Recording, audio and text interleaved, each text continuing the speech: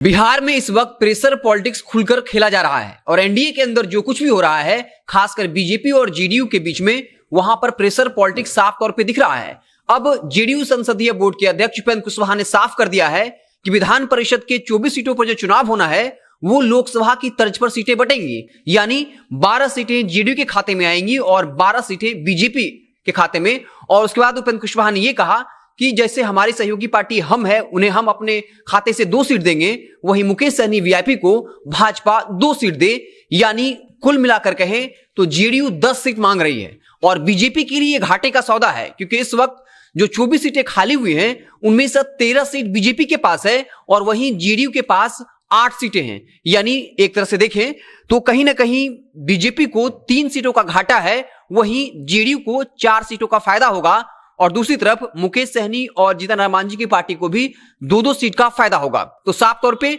BJP अब कहीं ना कहीं बैकफुट पर दिख रही है। बीजेपी ने कहा है साफ तौर पे कि हम इन सारे मसलों को बैठकर सुलझा लेंगे, कहीं भी जेडीयू और बीजेपी के बीच में मतभेद नहीं है। तो एक तरफ जहां उपेंद्र कुशवाहा लगातार ये कह रहे हैं कि अगर जातीय जनगणना पर बीजेपी हमारा सपोर्ट नहीं करेगी तो हम सड़क पर उतरकर आंदोलन करेंगे, और पिछले दिनों जगदानंद सिंह ने जब कहा था कि जेडीयू बीजेपी का समर्थन वापस ले ले, तब उपेंद्र कुशवाहा ने थैंक्स कहा था। मृत्युंजय तिवारी की मुलाकात उपेंद्र कुशवाहा से होती है, उसके बाद अब उपेंद्र कुशवाहा ने एक बड़ी मांग कर दी है और यह साफ तौर पे कह दिया है कि लोकसभा की तर्ज पर विधान परिषद की सीटें हैं उसका बंटवारा होना चाहिए। और बीजेपी इसको लेकर चुप्पी साधी हुई है, क्योंकि उत्तर प्रदेश में विधानसभा चुनाव होना है और वो जेडीयू से किसी भी तरीके से इस वक्त पंगा नहीं लेना चाहती है। और यह साफ हो गया है कि भले ही जेडीयू बिहार में तीसरे नंबर की पार्टी हो, एनडीए के अंदर जो है वो छोटे भाई की भूमिका में हो, लेकिन एनडीए के अंदर सीएम नीतीश की चलती है और इस वक्त नीतीश जी जो है वो उपेंद्र कुशवाहा का बखूब इस्तेमाल कर रहे हैं। और उपेंद्र कुशवाहा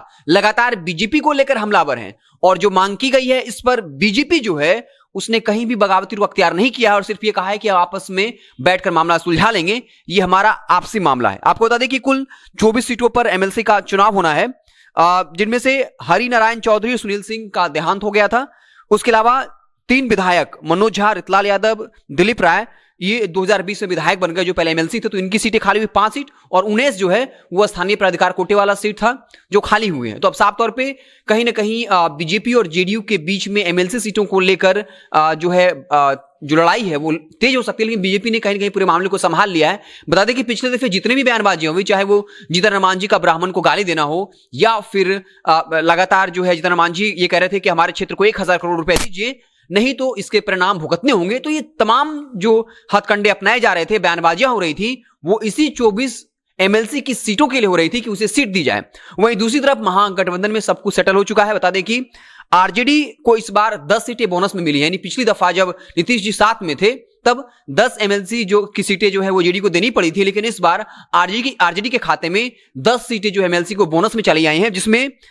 आरजेडी ने फैसला कर लिया है कि उसमें से 4 सीटें जो हैं उससे ज्यादा कांग्रेस को दी जाएगी, क्योंकि पिछले दफे भी 4 सीट दी गई थी जिसमें कांग्रेस ने 1 सीट एनसीपी को दिया था एमएलसी वाली, और इस बार कांग्रेस को 4 से ज्यादा सीटें मिल सकती है। वहीं सीपीआई को भागलपुर बांका वाला जो विधान परिषद की सीट है वो दी जा सकती है। आपको बता दें कि महागठबंधन की तरफ से आरजेडी ने कहीं ना कहीं चिराग पासवान को भी ऑफर किया था कि अगर वो चाहें तो आरजेडी उन्हें एमएलसी की सीट दे सकती है, लेकिन चिराग पासवान ने बखूबी से इंकार कर दिया और एलजेपी रामविलास की तरफ से कहा गया कि हमारा पूरा फोकस 2025 के विधानसभा चुनाव और 2024 के लोकसभा चुनाव की तरफ है, क्योंकि चिराग पासवान इस वक्त अपना जो पूरा पत्ता है वो खोलना नहीं चाहते हैं। वो दोनों विकल्पों को खोल कर रखे हैं और लोकसभा और विधानसभा चुनाव में एक खास डील के तहत, एक अच्छे डील के तहत वो चाहे वो बीजेपी के साथ जा सकते हैं या फिर आरजेडी के साथ। तो साफ तौर पर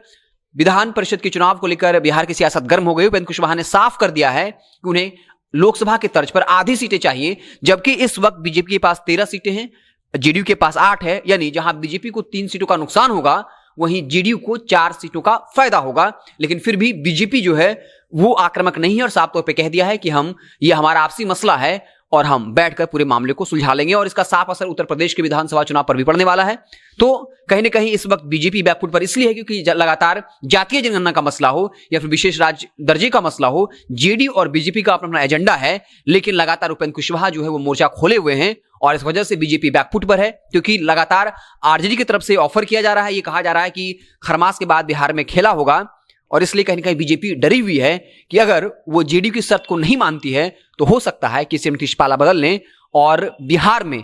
बीजेपी को अपना सत्ता गंवाना पड़ सकता है और इसका साफ असर उत्तर प्रदेश के विधानसभा चुनाव पर भी पड़ेगा। इसलिए इस वक्त बीजेपी के साथ मजबूरी भी है कि हो सकता है कि वो आधी सीटों पर मान जाए। हालांकि इस पर क्या कुछ और बयान आता है जो बीजेपी के तमाम नेता हैं, जैसे ही कुछ अपडेट आएगा तो हम उससे आपको इत्तला करेंगे। आप देखते रहें जनता जंक्शन। बहुत बहुत धन्यवाद।